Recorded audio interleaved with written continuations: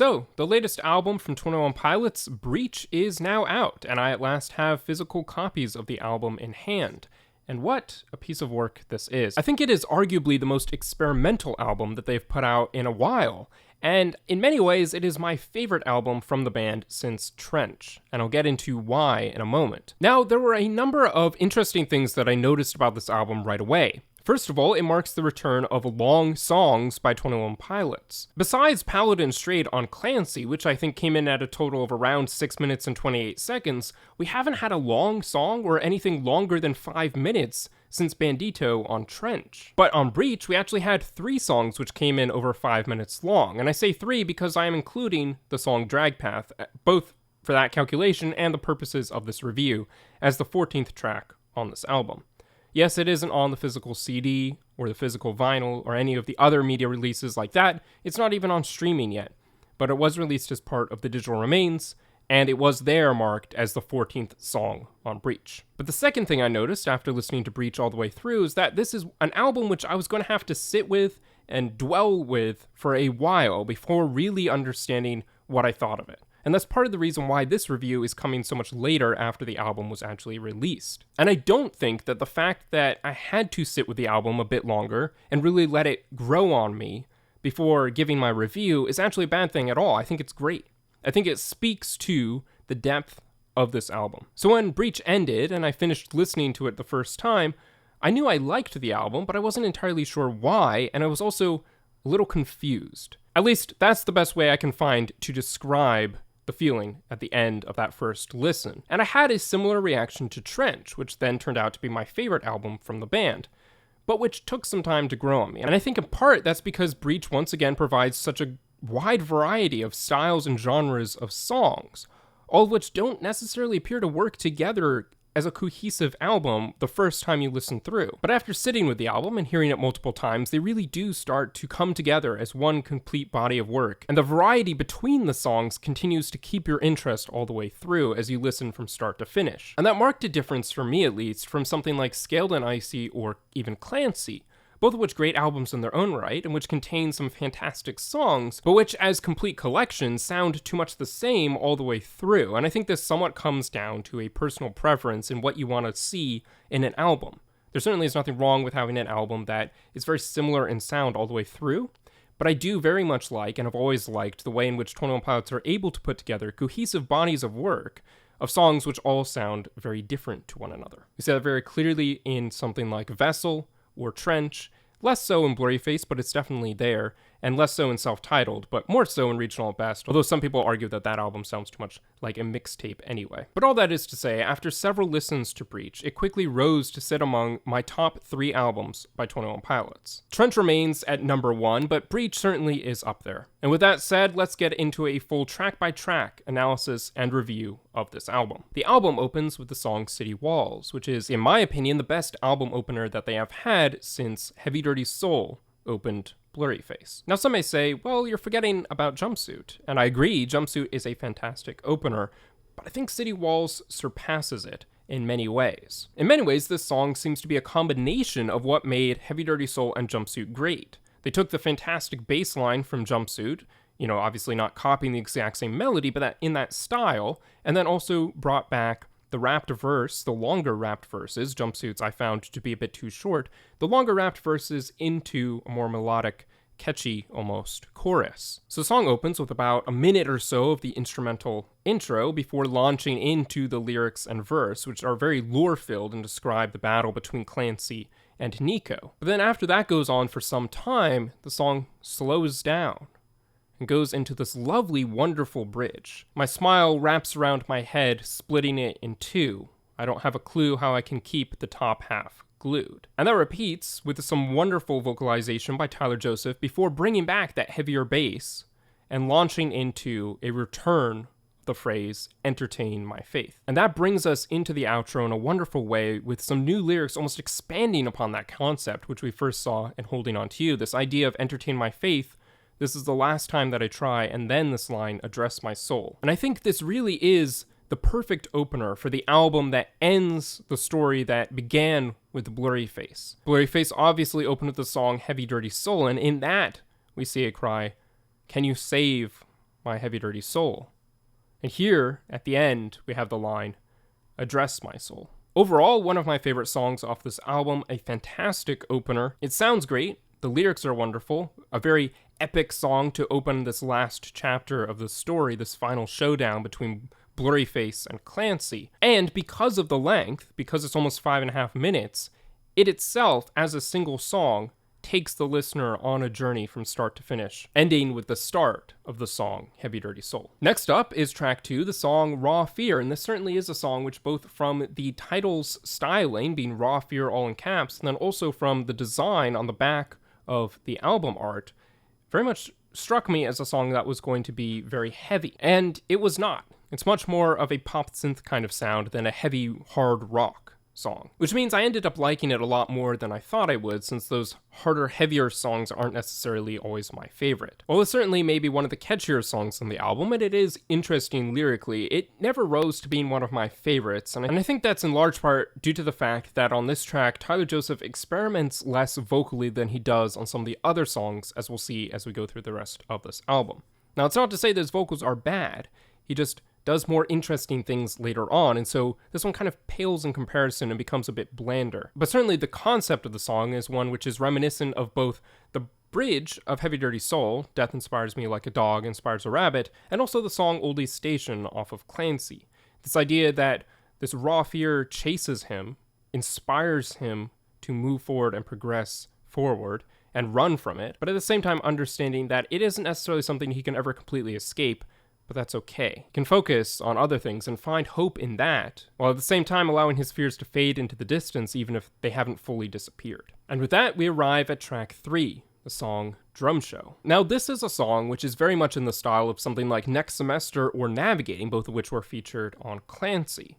But it is unique in its own right, both musically and lyrically, but also because it includes, for the first time ever, studio vocals from the drummer Josh Dun, known more commonly as Jokels. And the vocal delivery that Josh provides in the bridge and outro of this song is quite good, which makes one hope that perhaps when they return from the hiatus, 21 Pilots will feature him singing on these tracks a bit more often than they have in the past.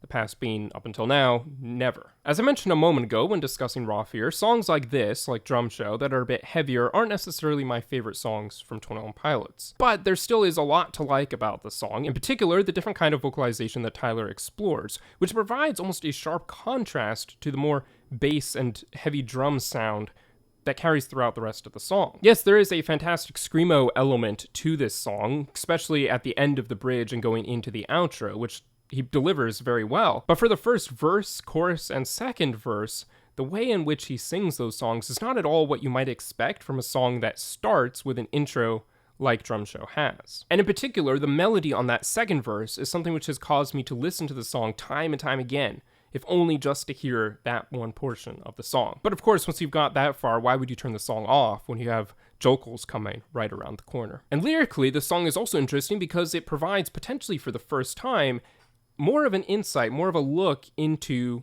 Josh Dun and the things which he struggles with. Some of these are things which he has spoken about in interviews in the past, but which we haven't really seen put to music in the same way or featured in one of their songs like we do here. So while it is a song which probably will never end up being one of my favorites by the band, or maybe not even in the top 10, just because stylistically it's not something that I would necessarily go for most of the time, I'm very glad that they made it, and it is a fantastic song. Next up, we have track 4, Garbage, and I think unfortunately this song often gets lost between Drum Show and the next song, The Contract. Both those songs were released as singles before the album came out, and it seems in many ways that Garbage sits almost in a valley between those two songs. Not because it is lower in quality, but because it is often overlooked. And in many ways, maybe a hidden gem on this album, while at the same time sitting in track 4 position. Stylistically and sonically, it very much sounds like something that could have gone on the album Skilled and Icy. And while I've mentioned in the past that Skilled and Icy is not one of my favorite albums from the band, I think if this song were on that collection, I would have enjoyed it a lot more.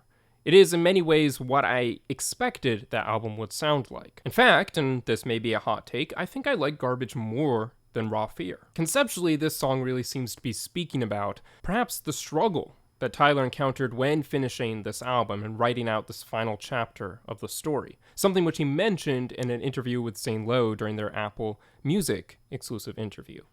Which is that as he's gotten older and as he's been writing more and more songs, he's gotten to a point where it feels like he has less to write about. And some of the lyrics in the song seem to be connected to that feeling. For instance, I can't decide if I could feel more or if I knew less when I was younger, pointing to the idea that when he was younger, perhaps there was more that he was feeling that he could write about in those songs. And that's why we saw songs with more lyrics and longer songs in the past. And perhaps because of that, a worry that the music he's putting out now is garbage in comparison. But certainly, as I'm sure you know, having heard this album, it is not a garbage product. So the song is an interesting combination of something that sonically sounds like it belongs on Scaled and Icy, but also lyrically reminds me of something that might exist on the album Blurry Face, which in many ways was focused around the songwriting and creative experience. Then we come to track 5, The Contract, the other song that was released as a single before Breach came out. Now, I do like this song a lot, and in fact, when it was first released as a single, it was the first song, the first glimpse at what Breach was going to be like that we got. And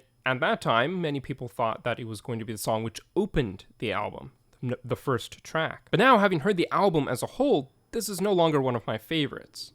And I think that really speaks to how good this album is as a whole, because The Contract still remains a fantastic song. But I just enjoyed many of the other songs even more. And one of the interesting things about the song is that it was actually developed out of an old demo that Tyler wrote a while ago. And musically, it starts with sort of darker sound, brings in a Vessel-like synth, while at the same time combining that with Heavy Dirty Soul-esque drums, which I think created a fantastic sound throughout. The main issues really that I have with this song are that the auto-tune, while not necessarily terrible, does always hit my ear a little strangely, and at the same time I find that the chorus of the song repeats itself a little too often. I wouldn't have minded if we had gotten a second full verse, just like that first verse that we get. It also does seem to be a very lore-heavy song, while at the same time, at this point, having seen what we saw at the end of the story in the music video for City Walls, it's a little unclear what exactly the song is talking about. Who is the necromancer specifically? It wasn't something that we actually saw resolved or explained in that final music video. So while there may be fewer lyrics than some of the other songs, there still is quite a lot to unpack within the lyrics that we are given. And despite those issues that I mentioned a moment ago, I do overall really like this song. I think the pacing of it is incredible, the performance on the drums by Josh is fantastic, and the vocals by Tyler are great. I just wish he had used the autotune a little less. Although I understand that that is a stylistic thing and not something that was necessary for him to do. Next we come to track 6, Downstairs.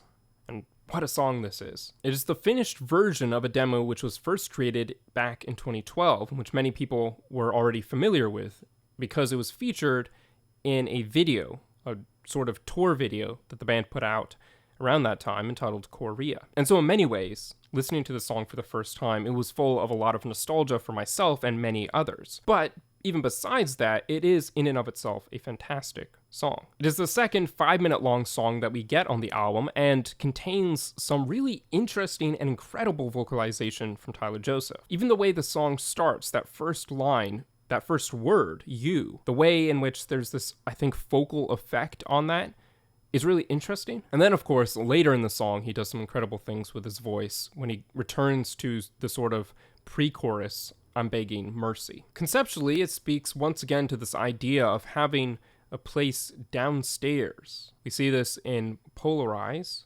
We see this also in the tour letters from the Clancy tour, the FPE letters.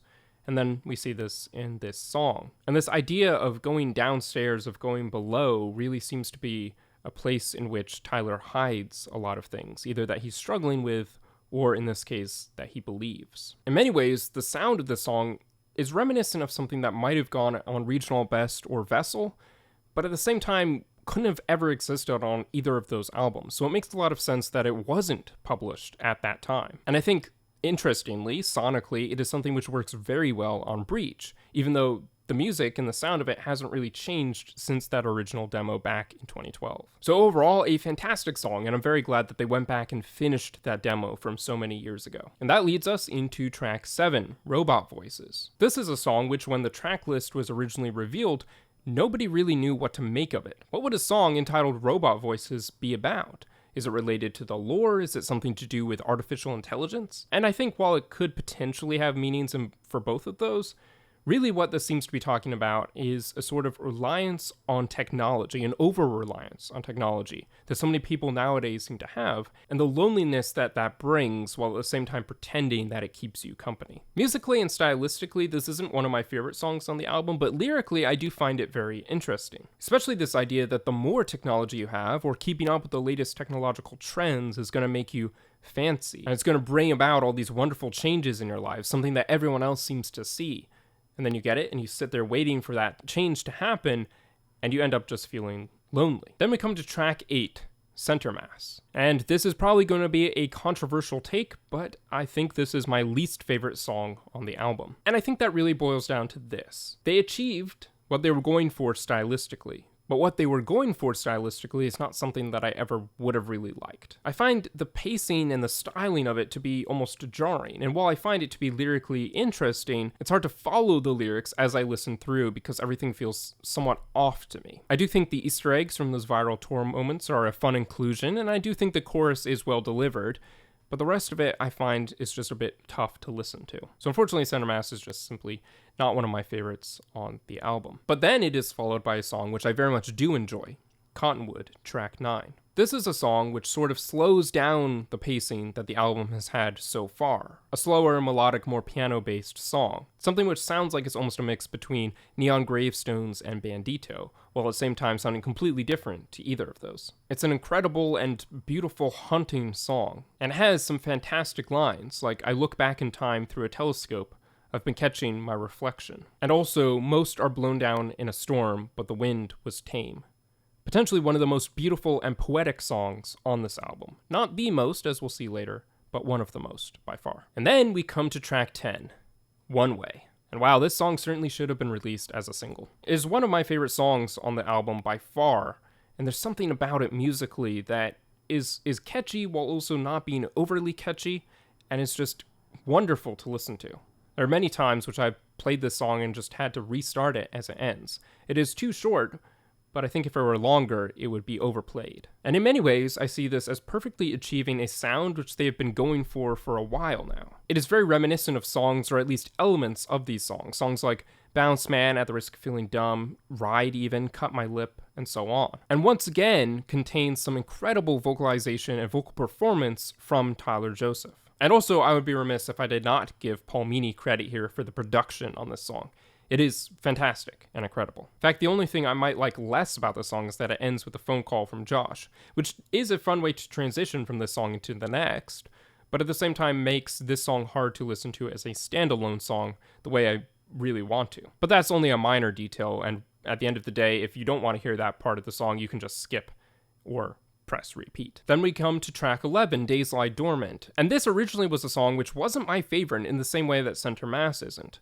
But it really has grown on me in a surprising way. It still remains not one of my top 5 songs off the album, which we'll get into at the end of this review, but I do think it is actually really well done. Once again, reminiscent of something that might have gone on Skilled and Icy. Sort of a mix between a Skilled and Icy and a Clancy song, in many ways. And conceptually, it's the closest to a love song to Jenna that we got on this album. But I think more than just to Jenna, it's really to his family as a whole.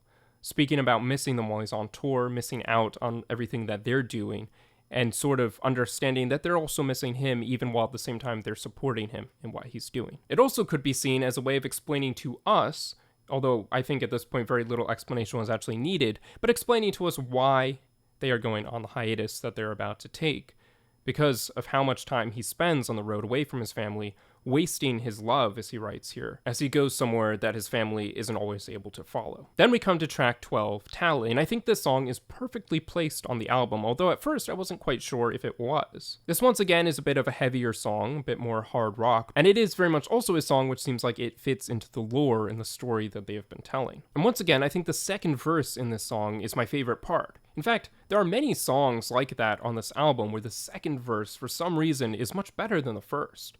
That's not to say that the first verses are consistently bad, but he just kind of experiments perhaps more with the second verse in a way that isn't supposed to bring the listener into the song, but say, now that you're here, now that you are listening to the song, let me try something new. Let me explore a different way of giving and delivering the second verse, which really helps to break up the monotony that you can sometimes get when chorus verse is just repeated over and over again, and the verses always sound somewhat similar, even though lyrically they might be different, and the choruses sound similar again and again. And conceptually, in the sense that the song relates to the lore, it very much seems to be a song written to the torchbearer, about the fact that he's always coming and helping him through these cycles, and he keeps letting him down nonetheless. But also the way in which it is written, it could very much be applied to a song written to God, about struggles with faith, falling away from his faith, or failing to live up to what he is called to do. But the way in which, despite that, God or the torchbearer, depending on which meaning you are looking at the song within, which lens through which you are looking at the song, continues to forgive and believe in him nonetheless. And then we come to the final song on the official release of the album, the second final song if you include Dragpath, Intentions, track 13. This is one of their best closers, an incredible song, incredible production again by Paul Meany, and it is written and sung over Truce played backwards. Truce was the song which closed their third album, Vessel, out, and which was itself a fantastic song. But having this song sung over Truce backwards makes it potentially even better, although that certainly is a bold claim to make. And yes, it is a short song, the shortest on the album, in fact, but it is nonetheless very impactful. The song very much touches upon the idea that Tyler or Clancy is once again starting the cycle all over, but at the same time providing a glimpse of hope. This idea that intentions will set you free, try to be free. You can learn from your past mistakes, and perhaps one day you will break free.